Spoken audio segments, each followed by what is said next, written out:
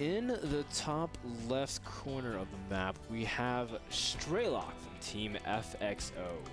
Strelok is currently 5-2 in his division with 5 points. Now, a win here would mean he has 6 points, and as a result would tie some of the players. Well, it was Stefano before Stefano had his match, but Stefano won 2-0 against Light End, so it's a different story. But regardless, it's still a great position for high seed in the wild cards. In the bottom right, we have another Terran from Team Fnatic. His name is Rain. He goes by the name So Young. And Rain is, I feel like he's like that guy that just made a bad first impression, but once you really get to know him, he's legit, you know.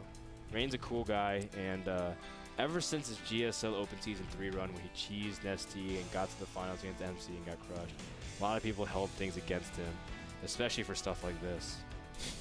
Well, let's be honest.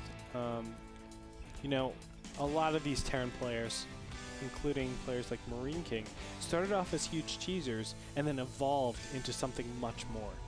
And I think that's the thing that we have to focus on. Rain, just like Marine King Prime, maybe not to the extent, definitely not to the extent, but started off as a huge cheeser and then evolved into the player that we see today, which is a macro player with the potential of cheesing. He has the ability, he knows all the timings, and what comes with that, he knows how to defend them as well. So it actually makes her a really good style. I don't think it's the most efficient way to actually train, but it still is a way where you're all-encompassing. You know exactly how to react and how to do things. That's what I'm doing, Andre. I'm just cheesing for a long time until I evolve into heavy macro play and become unstoppable.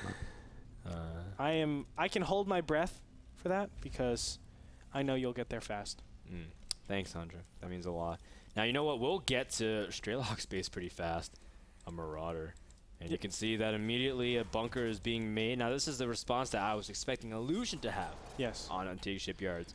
But he just teched the factory as if nothing ever mattered. So you can see that Strelok really is going to be prepared for this, and all thanks to an early scout. Some TVT maps, you just don't scout that early at all. Whoa!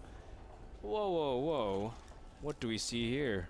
Proxy factory in the middle of the map. Now, I do want to mention something very quickly. Yes, this is cool and dandy, but all you have to do is make... Thank you, Rain. Make a bunker right here, and it actually can snipe out, I think, this one SCV. And the mineral line as well. Yeah, the mineral line and then the Vespian Geyser. So there's a lot of things that you can actually learn from this. There are 2 SCVs going out into the middle map. Rain, you hacker. How are you seeing this? How are you seeing this? This is from replay, and Rain was originally saying the SCVs to try to help the bunker placement, but sees the factory. Just goes past it. He's like, ain't no thing. He's like, I didn't place that factory there, and it looks like they're going to attack the SCV, but the factory does finish. Oh my goodness. SCVs, yes, oh my god, Rain, you brilliant son of a bee. Look at this, he's just going to follow the factory the whole time. It can't do anything. He has to follow it. And he's going to let it land on the drill. The SCV can't run away. Oh, wait, he can. He landed on the SCV's drill. But you can see the Marauders are poking at that bunker, really trying to get positioning. Rain picking a very good spot. Look at the position of the Marauder, just enough to give vision. And the SCVs can't repair because the supply depot blocked a lot of the SCVs. And all of a sudden, look at that. They can shoot the supply depot. That's an expert shot. If this was gunbound, they get plus 15 gold. Hey, dude. 7 ranged Marauders, not too bad. Gosh, that is amazing. Now floating the barracks, which I really need to start doing in my TVTs.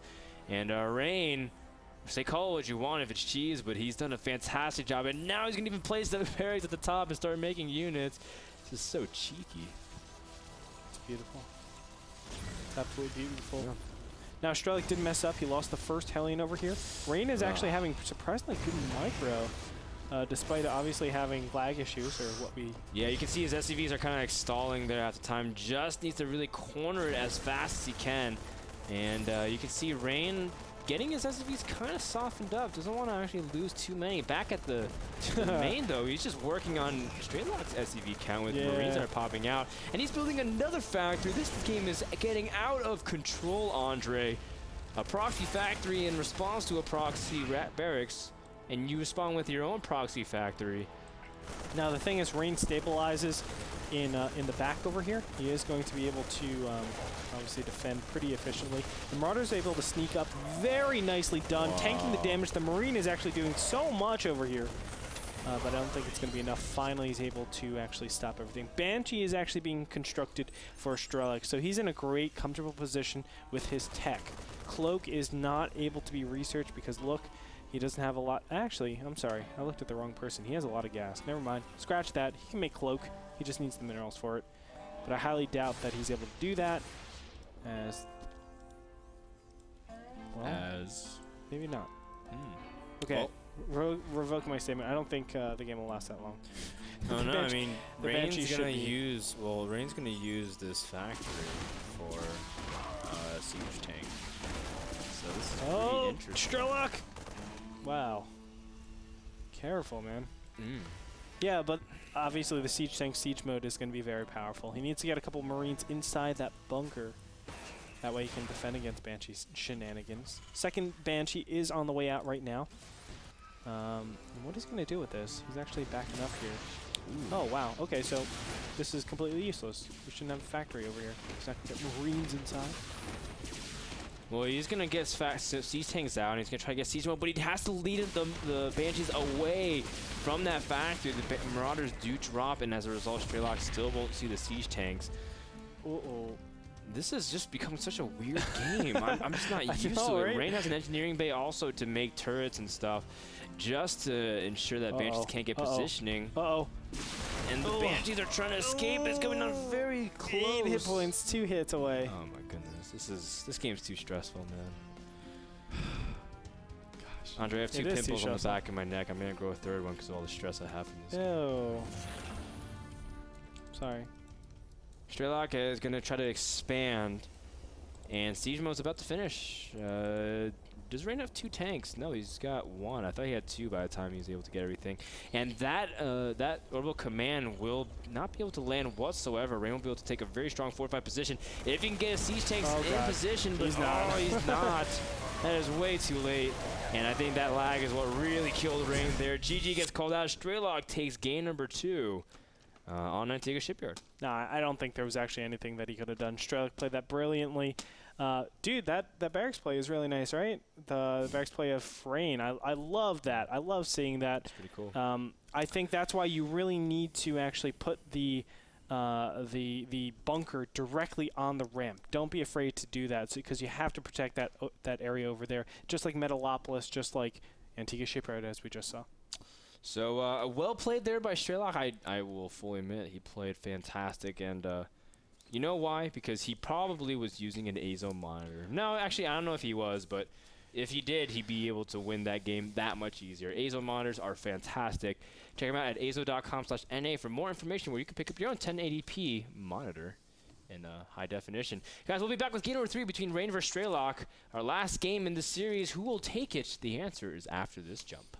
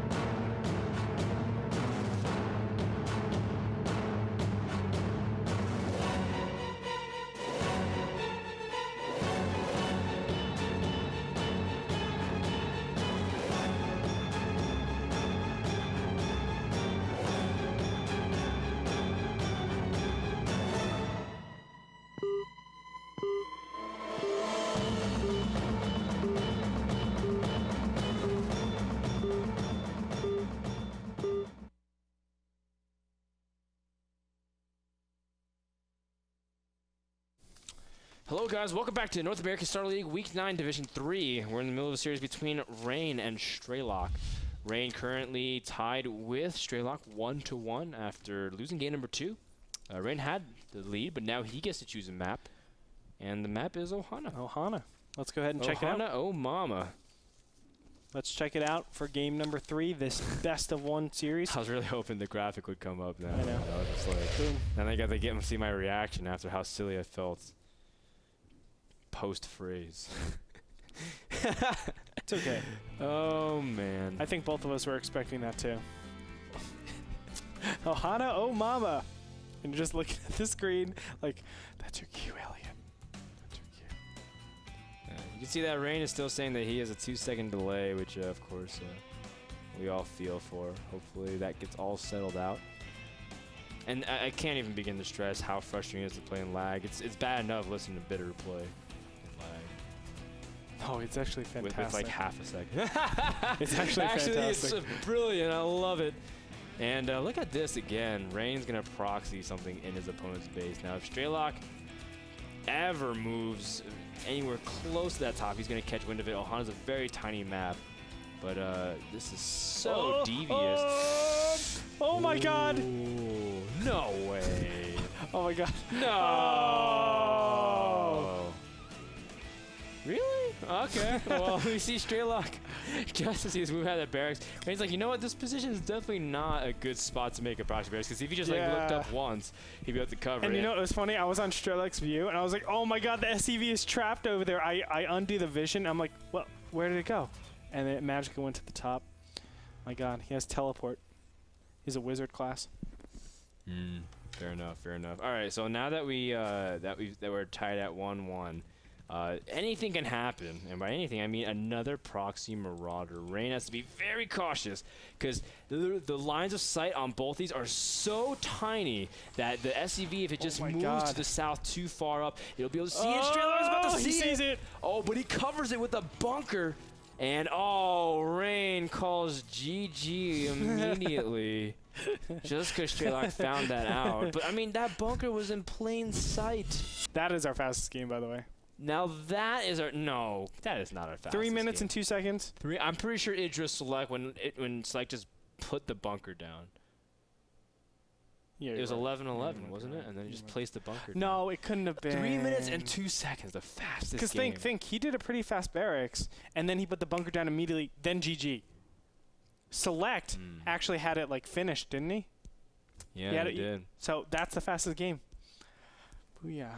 All right, well, we'll have to go to the record books for that. But in the meantime, Strelok takes it 2-1. Congratulations, Strelok. You finished 6-2 and secure yourself at least as one of the highest seeds in wildcard. Of course, playoff positioning could be jostled depending on how MC and some of the other games or other players in front of him end up playing out. Yep. So that's pretty much it. So we are going to tease the next match of the day. Yeah, I cannot wait for this. Well, actually, okay, I thought it was going to be Axel versus Sen, but it could be Vive versus TLO as well. It could be Vive. It depends on everything. But when we come back, for sure, we will play an edition of Zoe's Corner. So he's got lots of stuff coming on from Germany, so don't go too far. Lots of content from NASL Week 9 is coming right this way.